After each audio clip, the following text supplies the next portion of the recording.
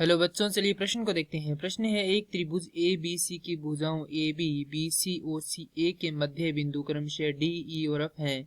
त्रिभुज D E F और त्रिभुज ए बी सी के क्षेत्रफलों का अनुपात ज्ञात कीजिए। तो प्रश्न को हल करें उससे पहले जो प्रश्न की मुख्य अवधारणा है उस पर विचार कर लेते हैं। तो इस प्रश्न के लिए जो मुख्य अवधारणा है वह हो जाएगी समांतर चतुर्भुज। अर्थात हम यहाँ पर यह देखेंगे समांतर चतुर्भुज क्या होता है।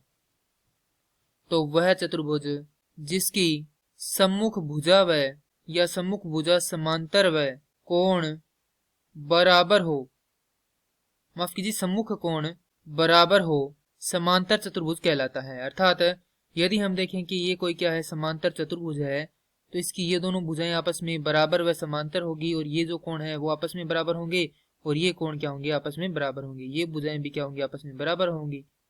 तो अब क्या करते हैं, प्रश्न को हल करते हैं। प्रश्न में दिया गया एक त्रिभुज ए बी सी। तो ये हमारे पास एक बड़ा त्रिभुज ए बी सी है जिसकी भुजाओं ए बी यानी कि ये भुजा जिस पर बिंदु डी है, बी सी यानी कि ये भुजा जिस पर बिंदु ई है, और सी ए जिस पर बिंदु एफ है। हमें बताना है कि ये जो छोटे वाला त्रिभुज है डी ई एफ और त्रिभुज ए बी सी बड़े वाला त्रिभुज, इन दोनों के क्षेत्रफलों का अनुपात। तो चलिए प्रश्न को हल करते हैं। प्रश्न को हल करने उससे पहले हमारे पास एक महत्वपूर्ण प्रमेय होती है कि यदि किसी त्रिभुज के दो भुजाओं के मध्य बिंदुओं को कोई रेखा मिलाती है तो वह तीसरी भुजा के समांतर होती है।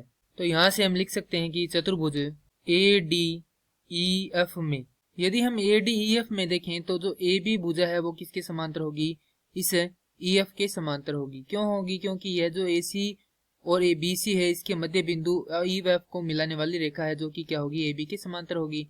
यदि ये भुजा ए बी के समांतर है तो हम जानते हैं कि किसके समांतर होगी, ए डी के समांतर होगी।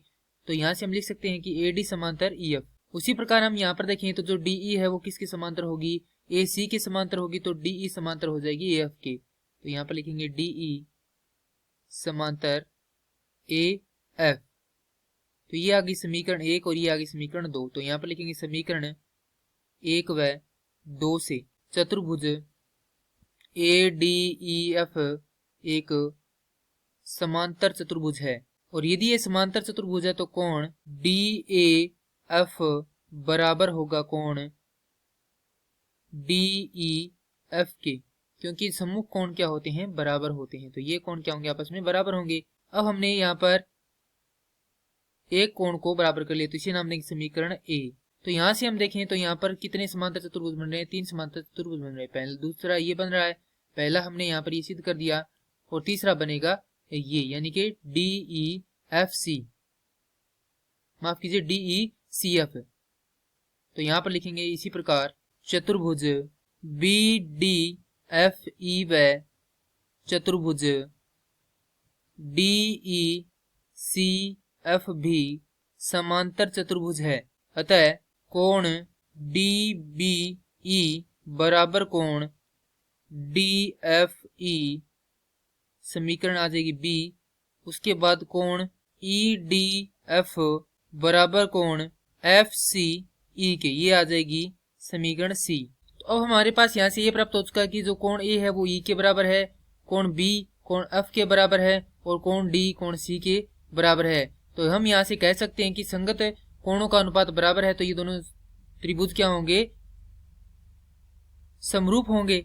तो यहाँ से लिखेंगे त्रिभुज ए बी सी व त्रिभुज डी ई एफ में कोण ए बराबर है कोण ई के, कोण बी बराबर है कोण एफ के, और कोण सी बराबर है कोण डी के। तो यहाँ से लिखेंगे त्रिभुज ए बी सी समरूप त्रिभुज। अब जो संगत कोण है उसी के हिसाब से हम नाम लिखेंगे। तो ए की जगह क्या आएगा, ई आएगा, उसके बाद आएगा एफ, उसके बाद क्या आएगा डी। तो ए बी सी समरूप त्रिभुज ई एफ डी के। तो यदि ये समरूप हैं तो यहाँ से हम क्या लिख सकते हैं, समरूप त्रिभुजों के क्षेत्रफल प्रमेय से। तो समरूप त्रिभुजों के क्षेत्रफल प्रमेय यह होती है कि त्रिभुज ए बी सी, माफ कीजिए त्रिभुज ई एफ डी का क्षेत्रफल भाग त्रिभुज ए बी सी का क्षेत्रफल बराबर होता है इनकी संगत भुजाओं के वर्गों के अनुपात के। तो यहाँ से लिखेंगे संगत भुजा है ई एफ बटा ए बी, तो इनका वर्ग। और हम जानते हैं कि ये जो पूरी ए बी है वो क्या है, इस एफ ई के दुगने के बराबर है, क्योंकि देखें तो ये दोनों भुजाएं क्या है, समांतर हैं, और समांतर चतुर्भुज की सम्मुख भुजाएं क्या होती है, बराबर होती है। तो ये जो ई एफ है वो किसके बराबर होगी, एडी के बराबर होगी। और एडी किसके बराबर है, 2 गुना ए बी के। तो यहां से लिखेंगे ए बी बराबर ए डी योग डी बी। क्योंकि ए डी बराबर है डी बी के, तो ए बी बराबर हो जाएगा 2 गुना ए डी। और ए डी बराबर है किसके, ई एफ के। तो यहां से ये दोनों मान क्या कर देंगे, हम इसे समीकरण में रख देंगे। तो त्रिभुज ई एफ डी का क्षेत्रफल अनुपात त्रिभुज ए बी सी का क्षेत्रफल बराबर ई एफ का मान है हमारे पास ए डी बटा ए बी का मान है हमारे पास 2 ए डी का वर्ग। तो ए डी से ए डी कट जाएगा, अर्थात ये आएगा 1/2 का वर्ग। तो 1/2 का वर्ग हल करते हैं तो हमारे पास आता है 1/4। तो यहां से इनका अनुपात आ जाएगा 1/4। और ये क्या करना था, हमें प्रश्न में याद करना था कि त्रिभुज डी ई एफ और ए बी सी के क्षेत्रफलों का अनुपात ज्ञात कीजिए। तो त्रिभुज डी ई एफ त्रिभुज ए बी सी के क्षेत्रफलों का अनुपात है 1/4। मैं आशा करता हूँ कि यह प्रश्न आपको समझ में आया होगा। धन्यवाद।